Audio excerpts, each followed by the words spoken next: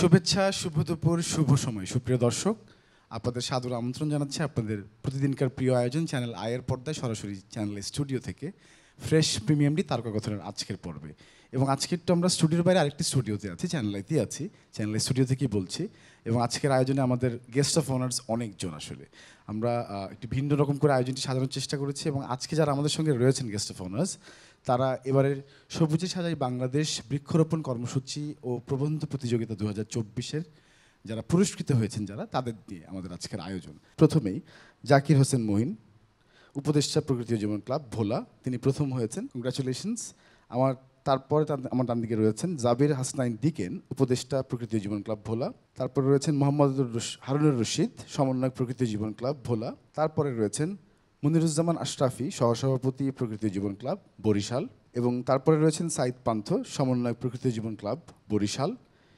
ASM Salauddin Gaus রয়েছেন তারপরে, সাধারণ সম্পাদক প্রকৃতি ও জীবন ক্লাব ঝিনাইদহ। তারপর রয়েছেন মোহাম্মদ ইসাহাক আলী, সাংগঠনিক সম্পাদক প্রকৃতি ও জীবন ক্লাব ঝিনাইদহ। তারপর রয়েছেন শেখ সেলিম, সমন্বয়ক প্রকৃতি ও জীবন ক্লাব ঝিনাইদহ।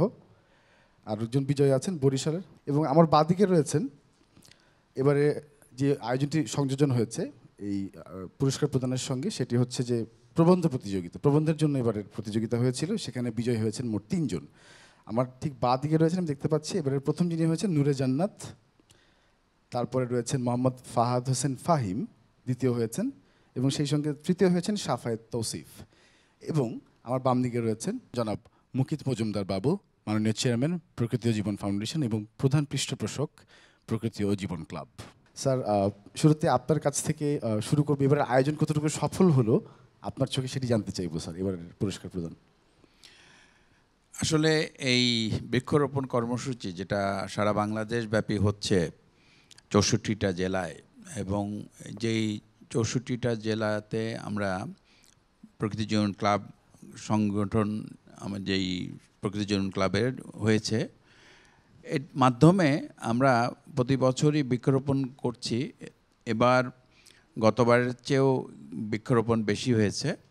তবে আমি আমার আশা তো অনেক যে অনেক আমরা বৃক্ষ রোপণ করতে পারবো প্রতি বছর। তো এবার আমরা প্রায় 12 লাখের উপরে আমরা বৃক্ষরোপণ করেছি, আর গতবার ছিল 10 লাখ। তো সব কিছু মিলিয়ে বৃক্ষরোপণ কর্মসূচিটা ভালোই আগাচ্ছে, এবং আমি মনে করি যে আমাদের ক্লাবগুলো এ ব্যাপারে খুবই সচেষ্ট এবং সবাই এ ব্যাপারে অনেক কষ্ট করছেন। তারা নানাভাবে এই কাজটিকে এগিয়ে নিয়ে যাচ্ছেন। এবং এখানে একটি সবচেয়ে বড় জিনিস যেটা মার্ক করার মতো, সেটা হচ্ছে যে স্টুডেন্টরা খুব স্বতঃস্ফূর্তভাবে এই বৃক্ষরোপণ কর্মসূচিতে যোগ দিচ্ছেন। এই যে যোগ দিচ্ছে তারা, এটা কিন্তু তাদের কিন্তু যে খুব বলা হচ্ছে, জোর করে আনা হচ্ছে কিংবা তাদের উপর চাপিয়ে দেওয়া হচ্ছে, এমন কোনো ব্যাপার না। কিন্তু তারা স্বতঃস্ফূর্তভাবে নিজের থেকে নিজের উদ্যোগে আসছে এবং খুবই উৎসাহের সাথে এই কাজটি করছে।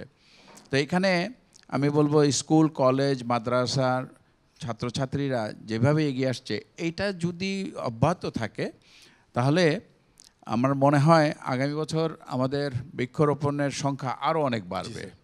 যাই হোক, তো এর পাশাপাশি আরেকটি জিনিস যেটা এবার আমরা সংযোজন করেছি, সেটা প্রবন্ধ প্রতিযোগিতার। এবং এই প্রবন্ধ প্রতিযোগিতার মাধ্যমেও কিন্তু আমি বলবো একটা ভালো সাড়া পড়েছে।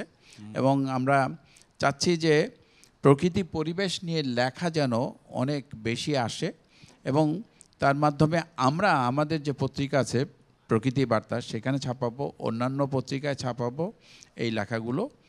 আর এর নিয়ে আমরা সামনে আরও কিছু কর্মসূচি আছে, ভাবছি যে আরও এটাকে কিভাবে আর বড় পরিসরে আনা যায় সে চেষ্টাও করব। জি স্যার। স্যার, কখনো কি ভেবেছিলেন স্যার এত রেসপন্স পাবেন যখন শুরু করেছিলেন এই বৃক্ষরোপণ কর্মসূচি, এভাবে যে বাড়বে? বৃক্ষরোপণ কর্মসূচি কোন পর্যায়ে যাবে সেটা জানতাম না, কিন্তু আশা ছিল যে এটা সবাই আসলে পরিবেশ প্রকৃতি নিয়ে, কিন্তু এখন মানুষের সবার ভাবনা কিন্তু আমি বলবো আগের চেয়ে অনেক বেশি। জি। এবং সবাই কিন্তু বুঝতে পারছে যে এই যে বৈশ্বিক উষ্ণতা বলি অথবা বাংলাদেশের যে উষ্ণতা, আমাদের যে ধরনের প্রতি বছর যেইভাবে আমাদের বৈরী আবহাওয়ার সৃষ্টি হচ্ছে, তাতে কিন্তু আমরা সত্যিই খুব, আমরা বলবো যে একটা অসহায় অবস্থার মধ্যে পড়ে যাচ্ছি। এবং এটার মূল কারণেই কিন্তু আমরা কিন্তু প্রচুর বৃক্ষ নিধন করে ফেলেছি বাংলাদেশের সব জায়গার থেকেই। মানে ঢাকা শহর তো একেবারে ন্যাড়া হয়ে গেছে, এবং ঢাকা শহরের বাইরেও কিন্তু এই বৃক্ষ কিন্তু অনেক নিধন হয়েছে। এবং এটার একটি মূল কারণ হচ্ছে আমাদের জনসংখ্যা। জি, আমাদের জনসংখ্যা যেভাবে বাড়ছে তাতে কিন্তু সমস্ত প্রভাব এসে পড়ছে এই প্রকৃতির উপরে। এবং এই পরিবেশের অবস্থাটা আমরা কিন্তু দিন দিন যেভাবে খারাপ করে ফেলছি, তাতে কিন্তু আমরা যদি এখনই সচেতন না হই তাহলে কিন্তু আমাদের ভবিষ্যৎ কিন্তু খুবই দুর্বিষহ হয়ে যাবে। তো যাই হোক, তো বৃক্ষরোপণ কর্মসূচি যেটা শুরু হয়েছে, আমি বলবো যে এটা সবার মধ্যে একটা যে এই ধরনের ফিলিংস তৈরি হয়েছে যে না, দেশটাকে শীতল করতে হলে এবং এর উষ্ণতা কমাতে হলে বৃক্ষরোপণের যে বিকল্প নেই, সেটা কিন্তু সবাই, আমি মনে করি, ভালোভাবে বুঝতে পারছে। একদম স্যার, আন্তরিক ধন্যবাদ স্যার। আপনার কাছে আরও শুনবো। আমি এবার একটু প্রবন্ধ প্রতিযোগিতায় যারা বিজয়ী হয়েছেন, যে সেই তিনজনকে আমরা পাশে পেয়েছি। আমাদের সঙ্গে রয়েছেন নূরে জান্নাত। নূরে জান্নাত প্রথম হয়েছেন এবার আপনার সৃজনশীল লেখার মধ্য দিয়ে। কেমন আপনার অনুভূতি, কেমন লাগলো এবারের আয়োজন এবং পুরস্কৃত হলেন সব মিলিয়ে পুরো বিষয়টি যদি বলেন আমাদেরকে। প্রথমেই ধন্যবাদ জানাচ্ছি মুকিত মজুমদার বাবু স্যারকে এবং প্রকৃতি ও জীবন ফাউন্ডেশন এরকম সুন্দর আয়োজন করেছে। যদিও এখানে আমি এইবারই প্রথম অংশগ্রহণ করেছি, কিন্তু টিভিতে সবসময় স্যারের এই আয়োজনকে দেখতাম। তো আজকে আমার কাছে বিশেষ একটি দিন মনে হচ্ছে, যে মানুষকে, যে আয়োজনকে আমি ঘরে বসে টিভির পর্দায় দেখতাম, সেই আয়োজনে আজকে আমি নিজে অংশগ্রহণ করতে পেরেছি।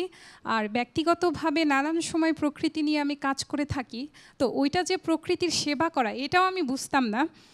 প্রকৃতি ও জীবন ফাউন্ডেশনের আজকের আয়োজনে এসে বুঝতে পারলাম না আমি আসলেই অনেকটা প্রকৃতি প্রেমী এবং প্রকৃতির মধ্যেই ডুবে থাকি।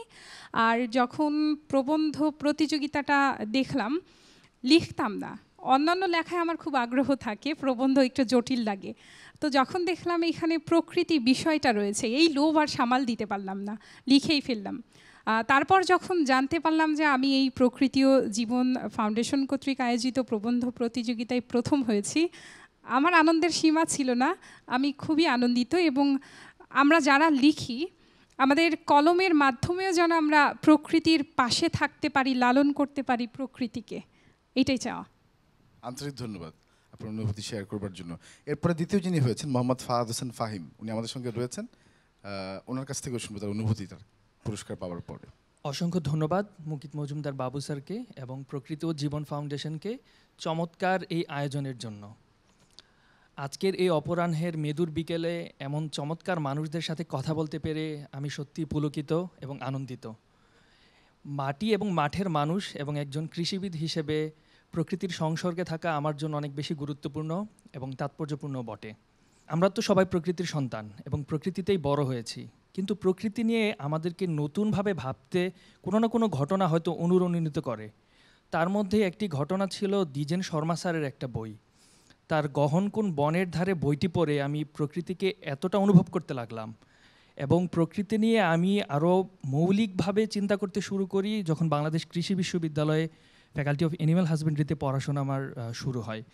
এবং আমরা দেখতে পেলাম যে প্রকৃতি আমাদের জন্য কতটা গুরুত্বপূর্ণ।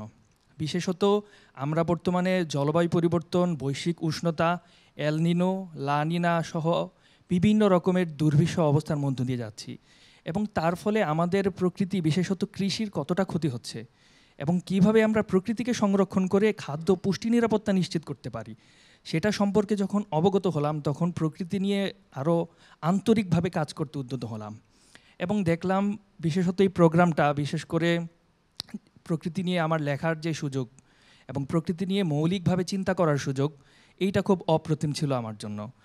এবং বিশেষত এর আগে বাংলাদেশ ইয়াং রিভার চ্যাম্পিয়নশিপ প্রোগ্রামে অংশগ্রহণ করার মধ্য দিয়ে মূলত আন্তরিকভাবে প্রকৃতি নিয়ে আমার জোরালোভাবে কাজ শুরু হয় এবং এবার আমি নদী নিয়ে একটি প্রবন্ধ লিখেছি এবং আমাদের দেশে প্রতিনিয়ত নদী মরে যাচ্ছে, অথচ নদী একটি জীবন্ত সত্তা এবং সেটা হাইকোর্ট দ্বারা স্বীকৃত। এভাবে আমাদের প্রকৃতি এবং পরিবেশের অনেক গুরুত্বপূর্ণ উপাদান হারিয়ে যাচ্ছে, জীব বৈচিত্র্য আমরা হারিয়ে ফেলছি। তার প্রভাব সরাসরি কৃষি এবং আমাদের জীবনযাত্রা এবং আর্থসামাজিক উন্নয়নে পড়ছে। তো সেই বিষয়গুলো যদি সহজবোধ্যভাবে সাধারণ মানুষের কাছে তুলে ধরতে পারি, সেই জন্য আমার লেখালেখির সূচনা, এবং এই প্ল্যাটফর্মটার মাধ্যমে আমি সেই সুযোগটার সর্বোত্তম ব্যবহার করতে পেরেছি বলে আমার মনে হচ্ছে। এবং এত চমৎকার প্রকৃতি বন্ধু এবং এত চমৎকার মানুষদের সাথে কথা বলতে পেরে আজকের এই অনুষ্ঠানে, বিশেষত এই প্রোগ্রাম এবং এই অনুষ্ঠানে বিজয়ীদের একজন হওয়ার মাধ্যমে আমি আনন্দিত এবং গর্বিত। ধন্যবাদ সবাইকে। এবং আপনাকে এই পুরস্কারটা আরো উদ্বুদ্ধ করবে সামনে লিখবার জন্য। আমাদের সঙ্গে সাফায়েত তৌসিফ রয়েছেন, তিনি তৃতীয় স্থান অধিকার করেছেন প্রবন্ধ প্রতিযোগিতায়। তার কাছ থেকে একটু অনুভূতি শুনবো।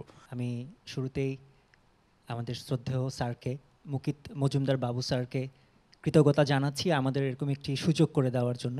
ছোটোবেলায় হ্যান্ডি রাইডার হ্যাগার্ডের অ্যালেন কোয়াটারম্যান সিরিজটা যখন পড়তাম, সেখানে আফ্রিকা অভিযান এক দুর্দান্ত অনুভূতি, এক শিহরণ জাগ্রত করত। পরবর্তীতে বিবিসিতে স্যার ডেভিড অ্যাটনব্রো তার ডকুমেন্টারিগুলো দেখেছি। সেটা ছিল আসলে শৈশবের গল্প, কিন্তু বড় হওয়ার পরে বিশেষ করে সবচেয়ে বেশি অনুপ্রাণিত হয়েছি স্যারের প্রকৃতি ও জীবন এই তথ্যচিত্রগুলো দেখে দেখে। তো এটা আমাকে বেশি দায়বদ্ধ করেছে প্রকৃতির প্রতি বা প্রাণীদের প্রতি। বিশেষ করে আমার ভালো লাগার জায়গাটি হচ্ছে প্রাণীদের আচরণ, ইথোলজি। বন্য প্রাণী সম্পর্কে আমাদের প্রত্যেকের এক ধরনের ভীতি কাজ করে। আমরা মনে করি যে ওরা স্বভাবতই আক্রমণাত্মক, ওরা বন্য। কিন্তু আমি আমার ক্ষুদ্র গবেষণায় যেটি জানতে পেরেছি, শ্রদ্ধার সাথে স্মরণ করছি বাংলার আরেকজন দিকপাল গোপালচন্দ্র ভট্টাচার্য এবং একজন বাঘ বিশেষজ্ঞ রতনলাল ব্রহ্মচারী স্যারের কথা। তারা আচরণ তত্ত্ব সম্পর্কে আমাদের দেখিয়েছেন। তো আমরা অদ্ভুতভাবে লক্ষ্য করি যে এ ধরনের বন্য প্রাণীদেরকে তারা এতটাই সংযত এবং এতটাই নিয়ন্ত্রিত যে তাদের বসতি কোনো কারণে আক্রমণ কিংবা হুমকির সম্মুখীন না হলে কখনোই তারা মানুষকে অহেতুক আক্রমণ করে না। কিন্তু বিপরীত দিকে আমরা মানুষেরা কি করছি? আমরা অহেতুক অনেক সময় দেখা যাচ্ছে যে পরিবেশকে আমরা অনেকটাই হুমকির দিকে ঠেলে দিচ্ছি, বন্য প্রাণীদের প্রতি এক ধরনের নির্মম আচরণ করছি। আমি পুরনো ঢাকায় থাকি, গ্যান্ডারিয়াতে থাকি, সেখানে একসময় প্রচুর বানর ছিল, কিন্তু দিনকে দিন বানরগুলো আস্তে আস্তে কেমন জানি মনে হচ্ছে যে নাই হয়ে যাচ্ছে, তাদের খাদ্যের অভাব রয়েছে। অনেক সময় তাদের প্রতি আমরা আমাদের যে আচরণ সেটি এত বিব্রতকর যে ওরাই হয়তো বা আমাদেরকে ছেড়ে পালিয়ে যাওয়ার মতো অবস্থা হয়েছে। তো সব কিছু মিলে এই প্রকৃতি ও জীবন, এই যে রচনা প্রতিযোগিতা যেটা হয়েছে, প্রবন্ধ প্রতিযোগিতা যেটি হয়েছে, সেটির মাধ্যমে আমি আমার কিছুটা অনুভূতি ব্যক্ত করার চেষ্টা করেছি। প্রাণীদের প্রতি আমাদের যে দায়বদ্ধতা রয়েছে বা পরিবেশ সংরক্ষণের জন্য আমাদের যে দায়বদ্ধতা রয়েছে, সেটি আমি আমার লেখনের মাধ্যমে ফুটিয়ে তোলার চেষ্টা করেছি। আর আজকের এই প্ল্যাটফর্মে আমাকে পুরস্কৃত করার জন্য আমি আবারও শ্রদ্ধেয় স্যারকে এবং প্রকৃতি ও জীবন ফাউন্ডেশনকে আন্তরিক ধন্যবাদ জানাচ্ছি। আন্তরিক ধন্যবাদ সাফায়েত, এবং আপনাদের তিনজনকে আরও একবার অভিনন্দন। সুপ্রিয় দর্শক, এবার আমরা কথা শুনবো সবুজের সাজায় বাংলাদেশ বৃক্ষরোপণ কর্মসূচিতে যারা বিজয়ী হয়েছেন, যে 8জন আমার সঙ্গে রয়েছেন, তাদের কাছ থেকে। তবে তার আগে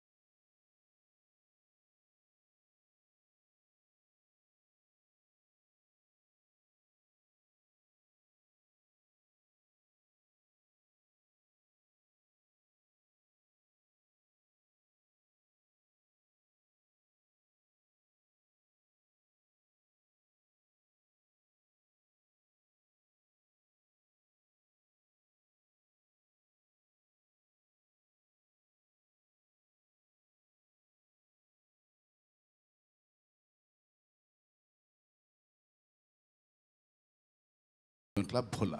ধন্যবাদ।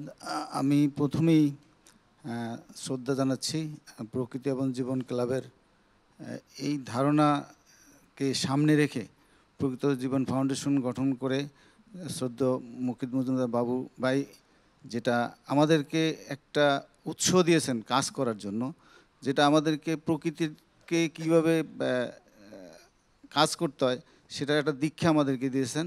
আমরা তার দীক্ষায় দীক্ষিত হয়ে সেই ভোলায় বসে আমরা তার অনুপ্রেরণায় আমরা কাজ করেছি। সবচেয়ে বড় বিষয় হলো যে আমি আমার জীবদ্দশায় আমি প্রকৃতি কিভাবে আমাদেরকে ক্ষতি করে, বিশেষ করে চরাঞ্চলের মানুষদেরকে কিভাবে ক্ষতি করে, কিভাবে নদীর পানির যে বৃদ্ধি পাচ্ছে, নদী এবং সাগরে যে পানি বৃদ্ধি পাচ্ছে সেটা আমি নিজের চোখে দেখতেছি এবং এদের নিয়ে আমি কাজ করতেছি।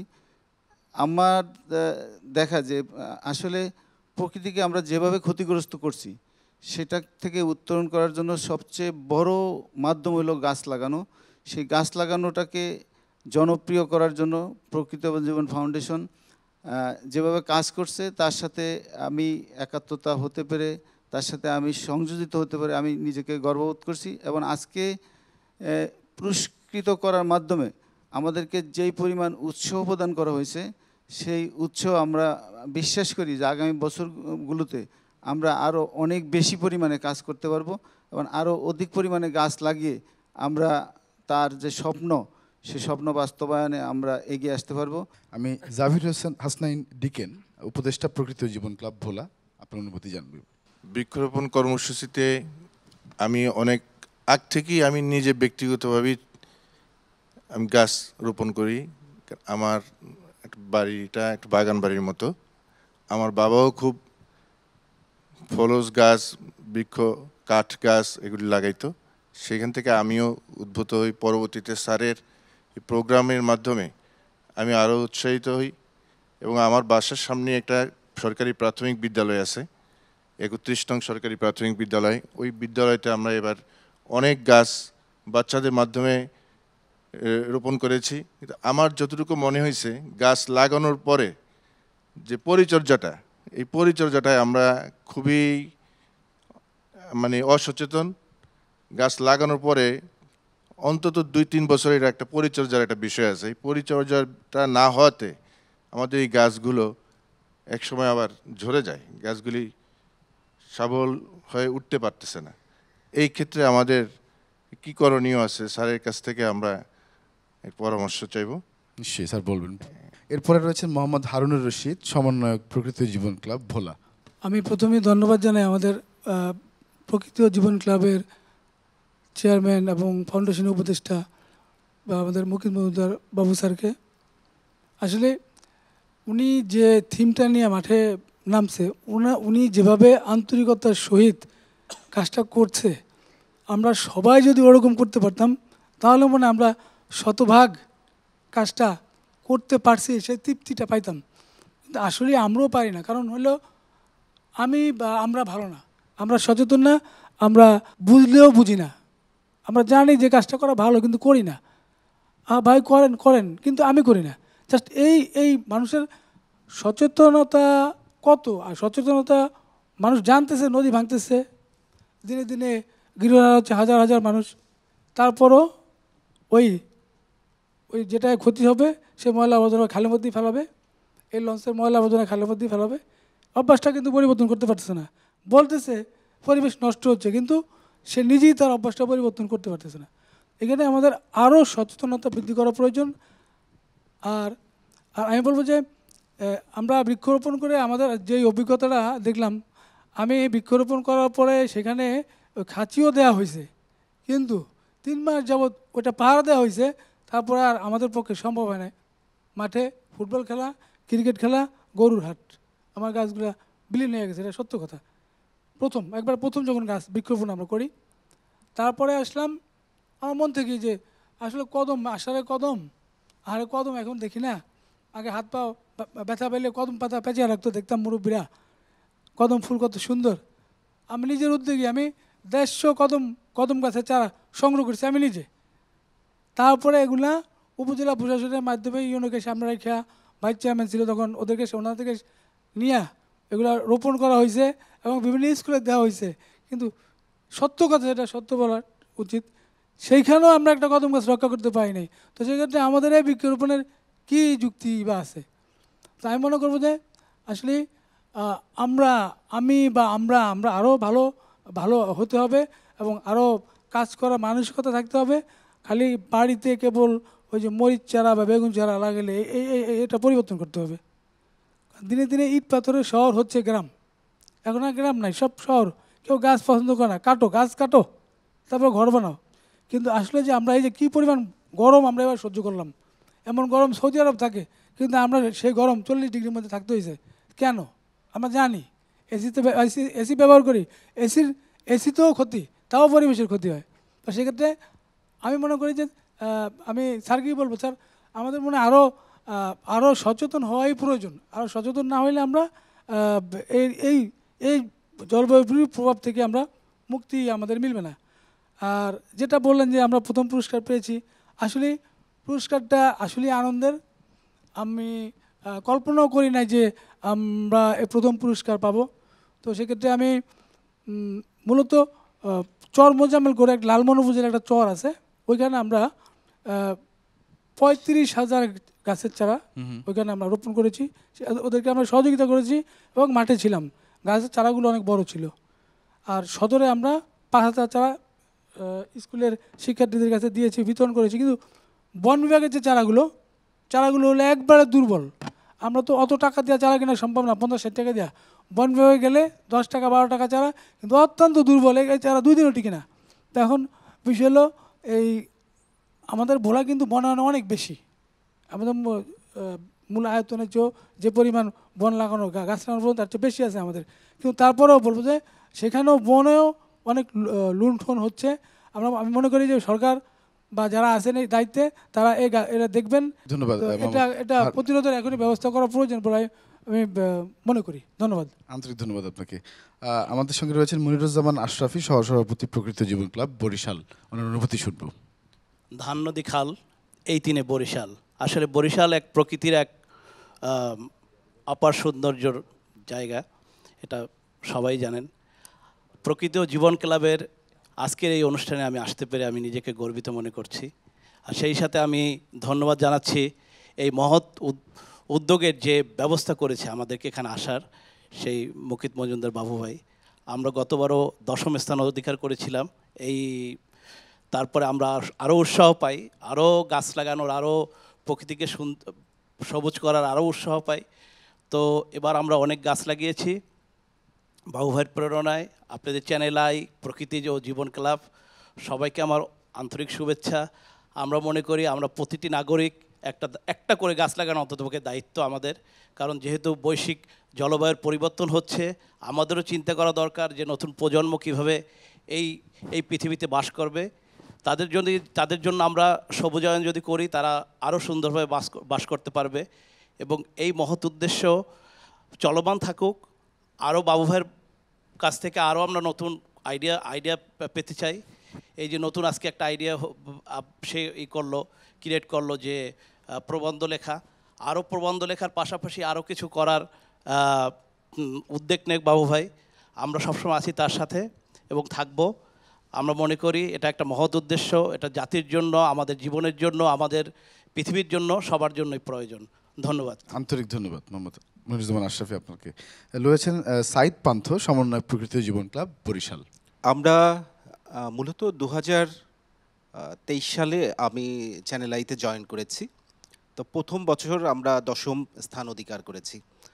এরপর আমার টার্গেটটা ছিল যে করেই হোক ফার্স্ট, সেকেন্ড, থার্ডের ভিতর থাকতে হবে। তা আমার ইচ্ছা পূর্ণ হয়েছে, আমরা সেকেন্ড হয়েছি। আর পুরস্কার আসলে সবারই ভালো লাগে, আমারও ভালো লাগে। এখন শুধু পুরস্কার না, আসলে নতুন প্রজন্মকে আমাদের একটা শিক্ষা দেওয়া দরকার যে কিভাবে গাছ লাগাতে হবে, পরিচর্যা করতে হবে। স্যারকে জানাতে চাই, আমরা একটা স্কুল যেটা বরিশালের সবচেয়ে নামি দামি একটি স্কুল, নাম হলো Jahanara Israel school and college. তো ওই স্কুলে আমরা চারা বিতরণ করেছি 1450 বাচ্চাদের মাঝে, এবং স্কুল কর্তৃপক্ষের সঙ্গে আমরা আলোচনা করেছি এই চারাগুলো কিভাবে তারা লাগাবে, কিভাবে এটার পরিচর্যা করবে এই বিষয় নিয়ে। তো একটা নিয়ম করেছি আমরা, যেটা হলো যে গাছ লাগিয়ে তার পরিচর্যা করে 3 মাস পর তার ভিডিও স্কুলে জমা দিতে হবে, এরকম করে আমরা একটা আয়োজন করেছি। সেখানে বাচ্চাদেরকে আবার পুরস্কৃত করা হয়েছে। তো আমরা চাই এরকম সব বাচ্চাদের এরকম একটা শিক্ষা দেওয়া হোক, যে সুন্দরভাবে যেন গাছ লাগানো হয়। পাশাপাশি আমরা চাই একটা প্রকৃতি উৎসব করতে, সেটা হোক বরিশাল থেকেই। প্রকৃতি জীবন রক্ষার জন্য আসলে প্রকৃতির বিকল্প নেই। তো সেক্ষেত্রে বাবু স্যারকে নিয়ে আমরা ইচ্ছা যে আগামীতে আমরা প্রকৃতি উৎসব করব বরিশালে। ধন্যবাদ সকলকে। আন্তরিক ধন্যবাদ। প্রস্তাবনাও এসছে। আচ্ছা, আমরা এস.এম. সালাউদ্দিন গাউস, সাধারণ সম্পাদক, প্রকৃত জীবন ক্লাব, ঝিনাইদহ, তার অনুভূতি জানবো পুরস্কার পেয়ে। কলা আর পান, ঝিনেদার প্রাণ। আমাদের বাসা সেই ঝিনেদা থেকে এসছি আমরা। তবে আমার অনুভূতি শেয়ার করার আগে আমি মুকিত স্যারের গল্পে অবশ্যই একটু সুযোগ চাই যে ওনার এই কথাটা জানার জন্য। প্রকৃত জীবন, এত সুন্দর একটি নাম। প্রকৃত জীবনের বাইরে আর পৃথিবীতে কিছু নাই। এত সুন্দর একটি নাম আপনি চয়েস করার আগে আপনি এই পিছনে একটু গল্পটা আমাদের একটু গল্প আসতে স্টেজে আপনারা শোনাবেন, সেই আশা রাখি। যাই হোক, আমরা 3য় স্থান অধিকার করেছি যে ঝিনেদা থেকে। গতবার আমরা 7ম স্থান অধিকার করেছিলাম।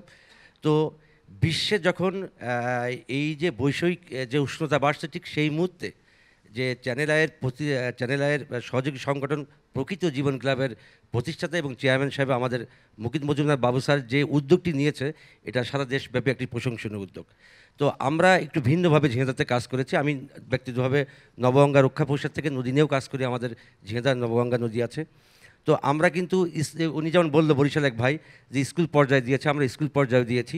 স্কুলদের বাচ্চাদের নিয়ে আমরা কিন্তু ট্রি প্লান্টেশন একটি অ্যাক্টিভিটিস রেখেছি আউটডোরে, যেখানে বাচ্চারা সবাই গেছে, অভিভাবকরা গেছে, কীভাবে গাছ লাগাতে হবে তাদের হাতে করে দেখানো হয়েছে, বাস্তবে দেখানো হয়েছে কীভাবে পরিচর্যা করা হবে। তো আমরা 3 নম্বর পর্যায় থেকে এবং সেই নতুন প্রজন্মকে কিন্তু কানেক্ট করার চেষ্টা করছি সবসময়। আরেকটা বিষয় দেখেন, আমরা কিন্তু প্রথমে একটু অনুভূতি শেয়ার করছি আমি। প্রথমে আমরা একটা গাছ লাগে একটা রাস্তার দুধার দিয়ে। তারপরে ওখানকার যে সামাজিক সংগঠনের যে বাচ্চারা আছে তাদেরকে আমরা সম্পৃক্ত করি। আপনি দেখলে অবাক হবেন এবং শুনলে অবাক হবেন যে তারা প্রতিদিন সাইকেলে করে, ওই মাঠের মধ্যে পানির ব্যবস্থা নেই বলে বাসা থেকে বালতিতে করে পানি টেনে তারা প্রতিদিন এসে 1 মাইল দূরে এসে গাছে পানি দিয়ে যেত। এটা একটা অদ্ভুত ব্যাপার।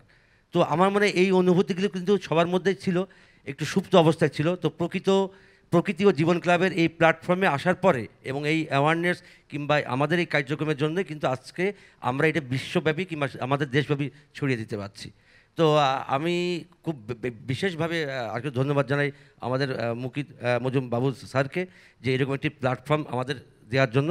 এরকম একটি প্ল্যাটফর্মের মাধ্যমে আজ আমরা সারা দেশব্যাপী এই প্রকৃতিপ্রেমী মানুষদের দেখা পেয়েছি। আন্তরিক ধন্যবাদ আপনাকে। মোহাম্মদ ইসাহাক আলী, সাংগঠনিক সম্পাদক, প্রকৃত জীবন ক্লাব, ঝিনাইদহ, আপনার অনুভূতি শুনবো। আজকে গত বছর যখন 7ম হয়েছিলাম তখন স্বপ্ন দেখেছিলাম সামনে আরও যাব, সেটা আজকে প্রমাণ করলাম যে 3য় হয়ে। জি, আমি ধন্যবাদ জ্ঞাপন করছি আমার প্রিয় মানুষ মুকিত মজুমদার বাবু স্যারকে, ধন্যবাদ জানাচ্ছি প্রকৃত জীবন ফাউন্ডেশনকে। আসলে এখানে সবাই যথার্থ বলেছেন। আমি একই সুরে বলতে চাই, আমি আমার ছোট্ট একটা স্কুল আছে বাচ্চাদের, আমি আমার স্কুলে একদিন রেখেছি প্রকৃত জীবন ক্লাবের জন্যে। আমি দেখেছি বাচ্চারা কতটুকু আগ্রহ নিয়ে কাজ করে। তাদের একটা টি-শার্ট দিয়েছি, ওরা বাসায় গেছে ছবি তুলে দিয়েছে আমার স্কুল পেজে যে আমি আজকে লাগিয়েছি স্যার এই গাছটা, আচ্ছা ওটাকে পরিচর্যা করো, ও তোমার মতো বড় হবে। দেখেছি ওদের স্বপ্ন, ওদের ভীষণ ভালো লেগেছে। আমরা শুধু বৃক্ষরোপণ নয়, আমি এখানে স্ক্রিনে যে কাজগুলো দেখেছি প্রকৃত জীবন ক্লাবের, সব কাজগুলো এত সুন্দর। আমার মনে হয় সব কাজগুলোতে এগিয়ে আসা উচিত সবার। প্রকৃতির ভিতরে আমাদের ওখানে একজন আছে রঙের কাজ করে, সেই মানুষটি বিলে ঝিলে যে এখন পাখি শিকার করছে মানুষ, তাদেরকে ধরার জন্য বসে থাকে, তাদেরকে জাল ছিনিয়ে নিচ্ছে, তাদেরকে বারবার বলছে তোমরা সরে যাও। মেছো বাঘ আছে গ্রামে, ওইটা ধরে ধরে মানুষ মেরে ফেলে, সে দিকটা খেয়াল রেখে তারা সেগুলোকে আবার পরিচর্যা করে তাদেরকে ভালো করার চেষ্টা করছে। তো এইভাবে আমরা এগিয়ে যাব। আর আজকে মনে হচ্ছে আমার এগুলো বট গাছ মনে হচ্ছে আমার ক্রেস্টগুলা। তো আমার ওখানে এশিয়ার বৃহত্তম বট গাছ কালীগঞ্জ সুইতলা মল্লিকপুরে, সেই জন্য আমি আরও বেশি খুশি হয়েছি যে বট গাছ পেয়ে আমি খুব খুশি আছি। আমার ঝিনাইদহ ক্লাবের পক্ষ থেকে অনেক অনেক ধন্যবাদ। এবারে রয়েছেন শেখ সেলিম, সমন্বয়ক প্রকৃতি ও জীবন ক্লাব ঝিনাইদহ, তার অনুভূতি শুনব। আমি প্রথমে প্রকৃতি ও জীবন ফাউন্ডেশনের সম্মানিত চেয়ারম্যান মহোদয়কে আন্তরিক অভিনন্দন জানাচ্ছি। আজকের এই মহতী অনুষ্ঠানে আমরা যারা সহযোদ্ধারা আপনারা উপস্থিত আছেন, ঝিনাইদহ ক্লাবের পক্ষ থেকে আপনাদেরও শুভেচ্ছা জানাচ্ছি। আমি দু একটি জিনিস একটু তুলে ধরতে চাই। সেটা হচ্ছে যে গাছ লাগানো যতটা সহজ, গাছ রক্ষা করা কিন্তু তার থেকে অনেক বেশি কঠিন। গাছ বেশ উৎসবমুখর পরিবেশে গাছ লাগানো যায়, অনেকে আসে, লাগাই, চলে যায়, কিন্তু পরবর্তীতে দেখা যায় যে এই গাছগুলো দিকে আর কেউই নজর দেয় না, যার ফলে গাছগুলো গরু ছাগলে খেয়ে যায় বা ভেঙে যায়, নষ্ট হয়ে যায় বিভিন্নভাবে। এই তিক্ত অভিজ্ঞতাটা গত বছরে আমাদের বেশি হয়েছে। সে অভিজ্ঞতার আলোকে এবার আমরা গাছ লাগানোর পাশাপাশি আরেকটি জিনিসের প্রতি বিশেষ লক্ষ্য নিয়েছি, সেটা হচ্ছে গাছ রক্ষা করা যায় কিভাবে। তো আমরা প্রতিটা গাছই লাগানোর সময় ওই যে প্লাস্টিকের পানির যে পাইপ দেয়, ওই পাইপ ওই গাছের ভিতরে ভরে দিয়ে আমরা বাঁশের চটা পুঁতে দিয়ে তারপরে গাছগুলো বেঁধে দিয়েছি। তো তার ফলে দেখা যাচ্ছে যে আমাদের লাগানো গাছের বেশিরভাগই বেঁচে যাচ্ছে। এবং আমি আশা করি যে আগামী কয়েক বছর পরে আপনারা যখন ঝিনাইদহর উপর দিয়ে যাবেন, আমার বিশ্বাস যে ঝিনাইদহ বিশেষ করে এপ্রিল মে জুন মাসে যখন কৃষ্ণচূড়া ফুল ফোটে, আপনারা একটা রঙিন একটা দৃশ্য ঝিনাইদহর মাটিতে গেলে দেখতে পারবেন। এছাড়া আমরা আরেকটা জিনিস দেখলাম যে গাছ লাগানোর প্রতি কিন্তু মানুষের যথেষ্ট আগ্রহ আছে, কিন্তু গাছ লাগানোর সেই ক্ষেত্র বা পরিবেশ অনেকে পায় না, যেটা আমরা এবার সৃষ্টি করেছি। আমাদের প্রকৃতি ও জীবন ক্লাবের পক্ষ থেকে আমরা বিভিন্ন সামাজিক সংগঠনকে একত্রিত করেছি এবং তাদেরকে আমরা এই গাছ লাগানোর ক্ষেত্রে উদ্বুদ্ধ করেছি। আমরা প্রায় 2 মাস যাবৎ কয়েক ধাপে আমরা এই প্রোগ্রাম করেছি। আমরা প্রথমে স্কুল পর্যায়ে ছাত্রদের, শিক্ষার্থীদের মাঝে গাছ বিতরণ করেছি এবং তাদেরকে আমরা গাছ রোপণ এবং গাছ রক্ষা করার পদ্ধতি শিখিয়েছি। গার্জেনদেরকে আমরা সেই গাছগুলো যাতে বাচ্চারা তত্ত্বাবধান করে সেদিকে নজর রাখার কথা অনুরোধ করেছি। এর ফলে হচ্ছে কি ওই গাছগুলো রক্ষা করা সুবিধা সহজ হয়েছে।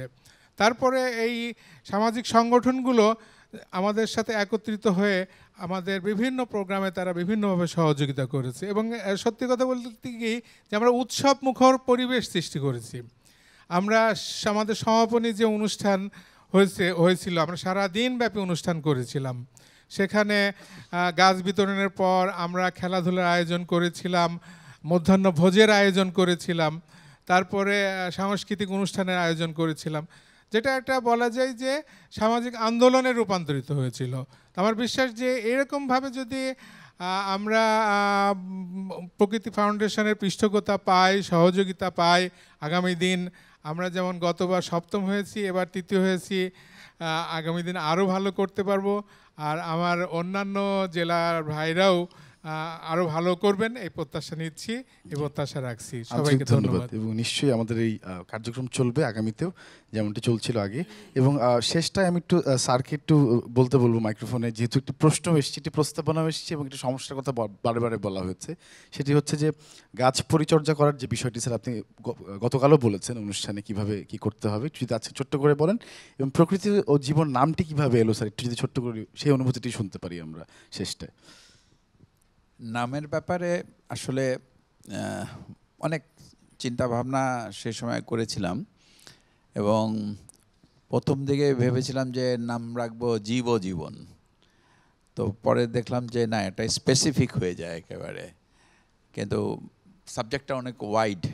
সেই চিন্তা করে পরে ভাবলাম যে সব কিছু আসে একটি নামের মধ্যে, এই ধরনের একটি নাম রাখা দরকার এবং যেটা আবার শুনতেও ভালো এবং যেটা খুব এমন একটি নাম যেই নামটির মধ্যে সব কিছু চলে আসে, প্রকৃতির সব কিছু, সব উপাদান। তো যার কারণে, কারণ আমাদের জীবন আর প্রকৃতি একে অপরের সাথে কিন্তু অঙ্গাঙ্গিভাবে জড়িত। তো জীবনের সাথে যেমন প্রকৃতি জড়িত, প্রকৃতির সাথে জীবন জড়িত। প্রকৃতি ভালো না থাকলে জীবন ভালো থাকবে না, আবার আমরা যদি ভালো না থাকলে প্রকৃতিকেও ভালো রাখতে পারবো না। তো সুতরাং এইভাবেই নামটা এসছে, যে ওয়াইড চিন্তা করে একেবারে, যে প্রকৃতি ও জীবন, এইভাবে নামটা মানে মাথায় আসে।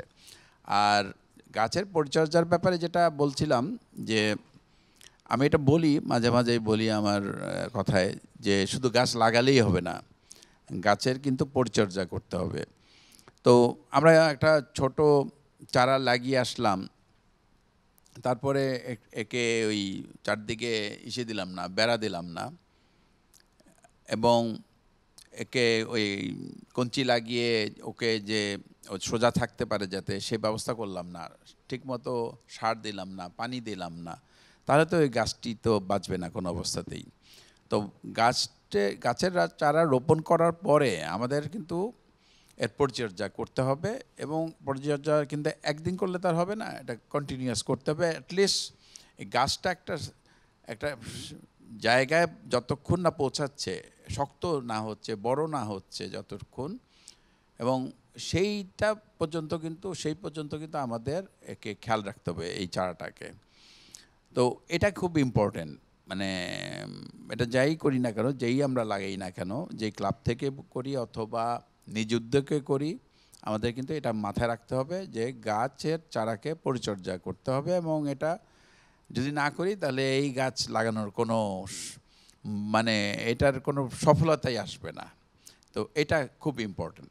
স্যার, একজন জিজ্ঞেস করেছিলেন যে প্রকৃতি উৎসব কখনো করবে কিনা প্রকৃত জীবন ক্লাব। যদি করার তো ইচ্ছা অনেক কিছুই করতে চাই, এবং করছিও অনেক কিছু, কিন্তু আসলে সাবজেক্টটা এত বড়, আর আমাদের বাংলাদেশে আমাদের এত বেশি সমস্যা, এই সমস্যার মানে যেহেতু অন্ত নাই, আর এই করারও শেষ নাই, সুতরাং আমাদের করার অনেক কিছু আছে। আরেকটা দেশ যেটা সবসময় আমি বলি, যে দেশটা আমাদের, এবং দেশটাকে ভালো রাখার দায়িত্ব আমাদের সবার।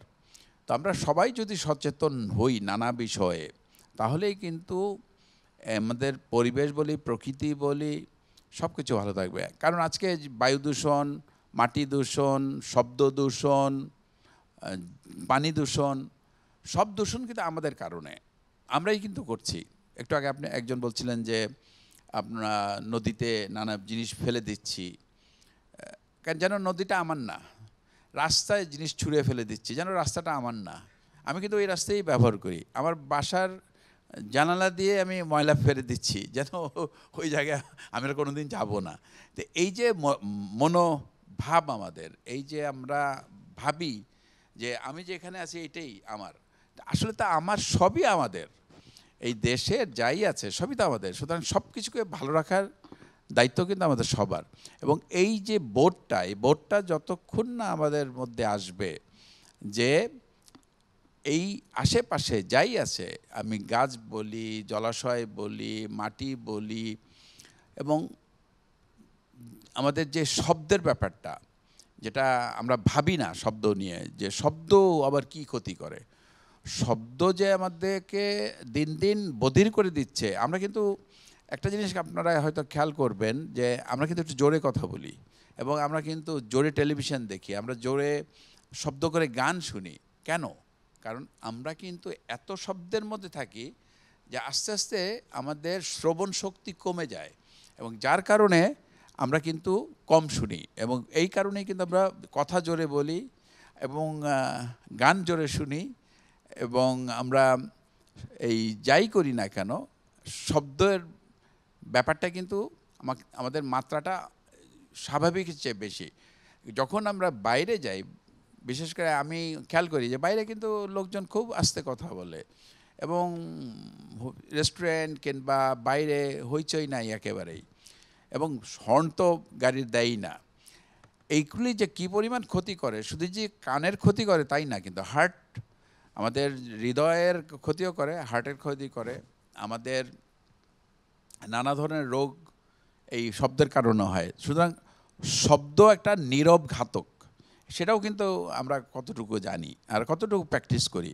কারণ আমাদের রাস্তাঘাটে যেই রকম শব্দ, এখান থেকে বের হলেই কিন্তু আমরা ভীষণ শব্দর মধ্যে দিয়েই কিন্তু যাতায়াত করি। তো যাই হোক, আমরা এই জায়গাগুলোকে যত বেশি এটা নিয়ে কথা বলবো, যত বেশি অ্যাড্রেস করব, যত বেশি সব কিছু নিয়ে আমাদের এই নানা ধরনের দূষণ বলি, আমাদের নানা ধরনের সমস্যা বলি, এই যে প্রকৃতি পরিবেশ নিয়ে যত বেশি কথা বলবো, এবং আপনারা যারা নানা ক্লাবের সাথে জড়িত, আপনারা যত বেশি এই যে নিয়ে কথা বলবেন, ক্লাবে নানা ধরনের অনুষ্ঠান করবেন, মানুষকে সচেতন করার ব্যাপারটি কিন্তু তত বেশি এগিয়ে যাবে। তো এটা কিন্তু খুব ইম্পর্টেন্ট। আমাদের ক্লাব থেকে শুধু যে আমরা বৃক্ষরোপণ করব তাই তো না, আমরা সবই করব। আমরা কিন্তু মানুষের নানা ধরনের সমস্যারও কিন্তু যেই সমস্যাগুলো দৈনন্দিন হয়, বিশেষ করে খেটে খাওয়া মানুষগুলো, দুস্থ মানুষগুলো, তাদের ব্যাপারেও কিন্তু আমাদের এগিয়ে আসা উচিত, তাদের সমস্যা সমাধানের জন্য। তো সব কিছু মিলিয়ে আসলে একটি প্রকৃতি জীবন ক্লাবের উদ্দেশ্য শুধু গাছ লাগানো না। প্রকৃতি জীবন ক্লাবের মাধ্যমে কিন্তু আমরা দুস্থ মানবতার সেবায় কিন্তু ট্রিটমেন্ট দিচ্ছি, আমরা কম্বল দিচ্ছি শীতের সময়, আমরা খাবার দিচ্ছি, মানে যতটুকু পারা যায়। এখন একটি মানুষ অথবা একটি প্রতিষ্ঠান তো সব করে ফেলতে পারবে না, কিন্তু আমাদের পক্ষে যতটুকু করা সম্ভব সেটা আমাদের করতে হবে এবং অন্যদের উদ্বুদ্ধ করতে হবে। এটাই হলো মূল কথা আর কি। আন্তরিক ধন্যবাদ স্যার। এবং প্রকৃতি জীবন ফাউন্ডেশন এবং প্রকৃতি জীবন ক্লাবের প্রত্যেকটি কাজ আমাদেরকে উৎসাহ প্রদান করে এবং করুক, সেই প্রত্যাশা। আমরা শেষ পর্যায়ে চলে এসেছি। আমরা ধন্যবাদ জানাতে চাই সবাইকে যারা আজকে উপস্থিত হয়েছেন পুরস্কার প্রাপ্তির পরে। প্রাপ্তির অনুভূতি আপনারা জানান আমাদেরকে। আমার বাদিকে 3 জনকেও প্রবন্ধ প্রতিযোগিতা তারা প্রথম, দ্বিতীয় এবং তৃতীয় স্থান অধিকার করেছেন। শুভেচ্ছা আরও একবার আপনাকে স্যার। আপনাকে ধন্যবাদ। আমাদের প্রকৃতির বন্ধু অনেকগুলো কথার উত্তর দিয়েছেন এবং নিশ্চয়ই আপনারা একটি বিষয় আমরা হয়তো মাথায় রাখলে হয় প্রতিদিন, যেমনটি প্রকৃতি ও জীবন ফাউন্ডেশন শুরু থেকে বলে আসছে, সুন্দর প্রকৃতিতে গড়ি সুস্থ জীবন। এই অঙ্গীকারটা যাতে আমরা প্রতিদিন করতে পারি নিজের কাছে, তাহলেই হয়তো অনেকটা প্রবলেম সলভ হয়ে যাবে। প্রিয় দর্শক, আজকের আয়োজন শেষ করছি। সবাইকে ধন্যবাদ এত করে আমাদের সঙ্গে যুক্ত থাকার জন্য। সবাই ভালো থাকবেন, নিরাপদে থাকবেন সেই প্রত্যাশা। শুভেচ্ছা রইল।